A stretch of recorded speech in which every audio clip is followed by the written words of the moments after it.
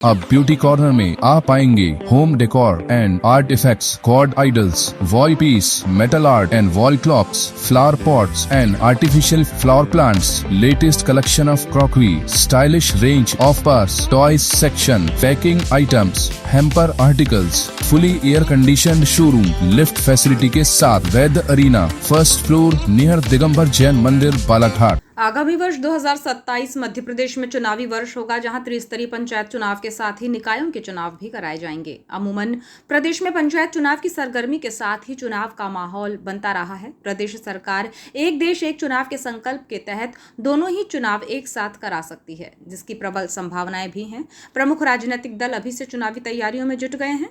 भाजपा ने भी ऐलान किया है कि 1 वर्ष पहले से ही प्रत्याशी चयन की गतिविधियां संचालित की जाएंगी। खासकर युवाओं को मौका देने के लिए पार्टी के भीतर बैठकों और दावेदारियों की सुगबुगाहट चुनाव के काफी पहले ही देखने को मिलेगी। इधर कांग्रेस भी चुनाव को लेकर सशक्त तरीके से मैदान में उतरना चाहती है और पार्टी के आला नेताओं की जुबान पर अभी से दावेदारों की भीड़ को कम कर जिताऊ नेता पर दांव खेलने का रणनीति पर काम किया जा रहा है। त्रिस्तरीय पंचायत चुनाव के तहत प्रदेश सरकार जनपद और जिला पंचायत अध्यक्षों के चुनाव भी प्रत्यक्ष प्रणाली से कराने की मंशा रखती है। इस दिशा में भी सरकार की तैयारी चल रही है।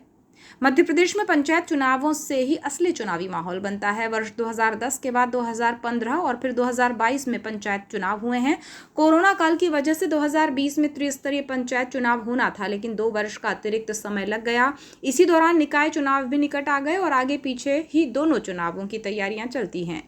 मध्य प्रदेश में इस बार सरकार की मंशा एक देश एक चुनाव उद्देश्य को फलीभूत करने की है। इसलिए अंदेशा है कि त्रिस्तरीय पंचायत चुनाव और निकाय चुनाव एक साथ ही कराए जाएंगे।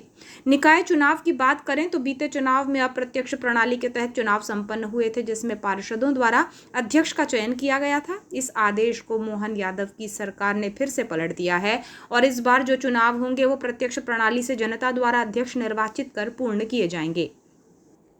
मीडिया रिपोर्ट्स के अनुसार राज्य निर्वाचन आयोग से सरकार ने इसकी तैयारी भी रखे जाने के लिए कहा है। जनपद पंचायत एवं जिला पंचायत अध्यक्षों का चुनाव भी प्रत्यक्ष प्रणाली से हो सके, इसकी प्रबल संभावनाएं बन रही हैं। इधर चुनावों के दृष्टिकोण से भाजपा द्वारा अभी से तैयारियों का ऐलान कर दिया गया है, जिसमें प्रत्याशी चयन की गतिविधियां चुनाव के क्रम में काफी पहले ही देखने को मिलेगी। भाजपा इस बार नए चेहरों और विशेष रूप से युवाओं को मौका देना चाहती है।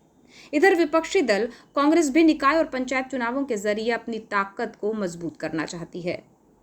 आपको बताएं कि चुनावों से काफी पहले ही विभिन्न तैयारियां राज्य निर्वाचन आयोग द्वारा की जाती हैं, जिसमें आरक्षण भी महत्वपूर्ण विषय है। इसे लेकर भी चुनावी माहौल तैयार होता है। सूत्रों के अनुसार निकायों में वार्डों का परिसीमन कर चुनाव कराए जाने थे, लेकिन जनगणना अभी 3-4 महीने चलेगी, इसलिए अधिक समय नहीं मिलेगा। यही वजह है कि परिसीमन फिर अटक गया है। देखा जाए तो पंचायत चुनाव से प्रदेश में चुनावी सरगर्मी छा जाती है, जो निकाय चुनाव और फिर विधानसभा चुनाव के रूप में भी बनी रहती है। इसके बाद 2029 की तैयारियों में लोकसभा चुनाव भी अहम हो जाता है। चुनाव लड़ने के इच्छुकों को इस घड़ी का बेसब्री से इंतजार होता है और आम जनता भी चुनावों में अपनी पसंद के प्रत्याशी चुनने के लिए बेकरार रहती है।